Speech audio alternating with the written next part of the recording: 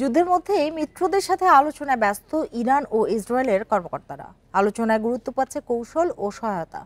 সোমবার রাশিয়ার প্রেসিডেন্ট পুতিনের সঙ্গে বৈঠক করেছেন ইরানি পররাষ্ট্রমন্ত্রী, আর ইসরায়েলের পক্ষে ফোন আলাপ করেছেন ট্রাম্প ও স্টারমার। ইরানকে কখনোই পারমাণবিক অস্ত্র তৈরি করতে দেয়া হবে না বলে সম্মত হয়েছে যুক্তরাষ্ট্র ও যুক্তরাজ্য। এ নিয়ে আলোচনা করতে যুক্তরাষ্ট্র থেকে আমাদের সাথে যোগ দিয়েছেন নিউ অরলিন্স বিশ্ববিদ্যালয়ের ইমেরিটাস অধ্যাপক ও সাবেক উপাচার্য ডক্টর মোস্তফা সরওয়ার। জনাব ডক্টর মোস্তফা সরওয়ার, আপনাকে স্বাগত জানাচ্ছি ইন্ডিপেন্ডেন্ট টেলিভিশনে। যেটি শুরুতে আপনার কাছে জানতে চাই যে যুক্তরাষ্ট্র বা ট্রাম্প আসলে কি চায়? বিশ্ব মোড়ল হতে হলে তো ধ্বংসাত্মক কাজ থেকে বিরত থাকা উচিত। কিন্তু আমাদের যে অভিজ্ঞতা, যে যারা সাধারণত বিশ্ব মোড়ল হয় তারা ধ্বংসটাকেও একটা তাদের আহ, মানে স্ক্যাজুয়ালের পার্ট করে নেয়। এটা আমরা অতীতেও দেখেছি, বর্তমানেও দেখছি। কাজে বিশ্ব মোড়ল হতে হলে মানে শক্তির একটা দাপট দেখানো দরকার, এবং ডোনাল্ড ট্রাম্প সেই দাপটই দেখাচ্ছেন। জি, হ্যাঁ স্যার, ইরান যদি যুক্তরাষ্ট্রে হামলা করে তাহলে এর দায় কি ট্রাম্পের নয়? না, তা তো অবশ্যই, কারণ যেহেতু বাক স্টপ অ্যাট দ্য লিডার, সেটা যে কোনো রাষ্ট্রের জন্যই, মানে এটা এটা এড়িয়ে যাওয়ার কোনো সম্ভাবনা নেই। কিন্তু আমার যেন মনে হয় যে ইরান যুক্তরাষ্ট্র আক্রমণ করতে আসবে না, কারণ লজিস্টিক্যালি দ্যাট ইজ ইম্পসিবল, কারণ এর দূরত্ব অনেক বেশি। তবে যুক্তরাষ্ট্রের অনেক ইন্টারেস্ট এরিয়াজ আছে, যেমন কাতারে আছে, বাহরাইনে আছে, ইউনাইটেড আরব এমিরাতে আছে, সৌদি আরবিয়াতে আছে। এসব জায়গাতে যুক্তরাষ্ট্রের বিভিন্ন রকম ঘাঁটি এবং ফ্যাসিলিটিস আছে। সেগুলোকে আক্রমণ হয়তো ইরান করতে পারে, কারণ এগুলো তাদের রেঞ্জের ভেতরে পড়ে। কিন্তু আমার যেন মনে হচ্ছে যে ইরান এটা করতে যাবে না, কারণ দুটো ফ্রন্টে, মানে যুক্তরাষ্ট্র আক্রমণ করেছে, কিন্তু এটা আহ, নেতানিয়াহু এটাই চেয়েছিল, যাতে দুটো ফ্রন্ট ওপেন করা যায়। এবং আমার মনে হয় ইরানের নেতৃত্ব তাদের মানে কিছুটা তাদের আছে, ব্যাপারটা তারা বুঝতে পেরেছে। কাজে আমার যেন মনে হয় না যে তারা একটা সেকেন্ড ফ্রন্ট ওপেন করবে। এমনকি আপনারা লক্ষ্য করে দেখুন, যুক্তরাষ্ট্র যখন আহ, যে বিভিন্ন নিউক্লিয়ার ফ্যাসিলিটিস গুলোতে B-2 দিয়ে বম্বিং করলো, তখন কিন্তু ইরান কোনো রকম বাধা দেওয়ার চেষ্টা করেনি, কোনো রকমই বাধা দেওয়ার চেষ্টা করেনি। তার অর্থ যে ইরান সে সেকেন্ড ফ্রন্ট খুলতে চাচ্ছে না, এবং সেটাই তার জন্য মঙ্গলজনক। জি, স্যার, জাতিসংঘ কি এখনো চুপ করে বসে থাকবে? আমি আপনাদের অনুষ্ঠানে এবং অন্যান্য অনেক অনুষ্ঠানে আমি বলেছি যে জাতিসংঘ is a sophisticated debating club.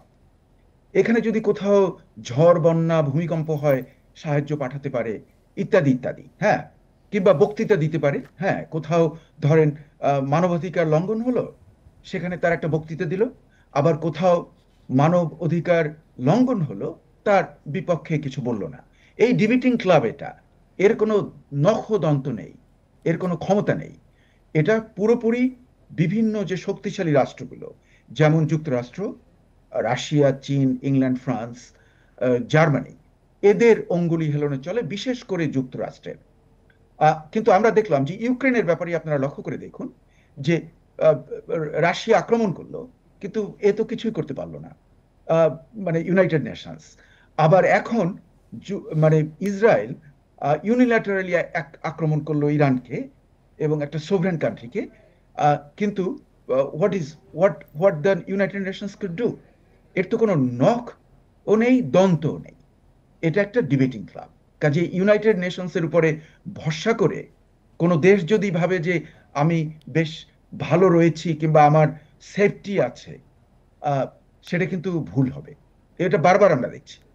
G, sir, অন্য দেশগুলো ইরানের পাশে দাঁড়াতেও কি যুক্তরাষ্ট্রকে ভয় করছে কিনা? তা তো বটেই, কারণ আপনি লক্ষ্য করে দেখুন, শুধু যুক্তরাষ্ট্রকে ভয় করাই না, তাদের নিজস্ব স্বার্থ লক্ষ্য করে দেখুন যে মানে ইরান অলমোস্ট একা। হ্যাঁ, তার সঙ্গে যারা রয়েছে তারা হলো non state actors, like Hezbollah, Hamas, হুতি।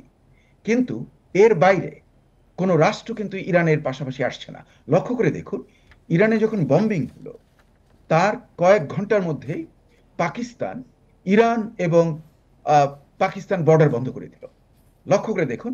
এবং অলমোস্ট সাইমেলটেনিয়াসলি এ পাকিস্তান ডোনাল্ড ট্রাম্পকে শান্তিতে নোবেল প্রাইজ দেওয়ার জন্য নমিনেট করে বসলো, এই পাকিস্তান।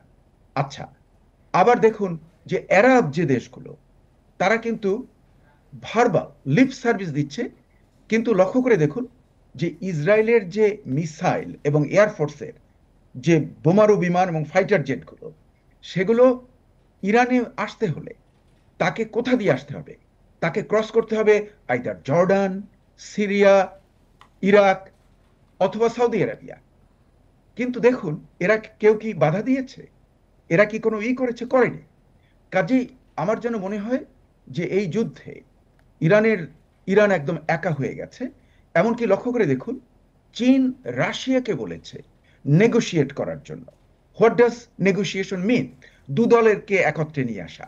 কিন্তু যে ইরানের পাশে এসে দাঁড়ানো, সেটা কিন্তু তারা কেউই করছে না।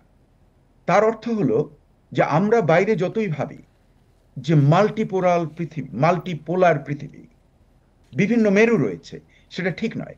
এটা এখনো ইউনিপোলার। যুক্তরাষ্ট্রের সামরিক শক্তি এবং তার যে অর্থনৈতিক শক্তি এত বেশি যে সবাই ভয় পাচ্ছে। জি ইসরায়েল যেহেতু যুক্তরাষ্ট্রের ঘনিষ্ঠ বন্ধু, এবং ইসরায়েলের জন্য যুক্তরাষ্ট্র এমনকি ইরানকে আক্রমণ করলো। কাজে এমনি স্যার, আমাদের পরিস্থিতিতে হাতে একেবারেই অন্তত সময় নেই। আপনাকে অনেক ধন্যবাদ, এত দূর থেকে আমাদের সাথে যোগ দিয়েছেন। আপনাকে অনেক ধন্যবাদ আমাদের সাথে থাকার জন্য।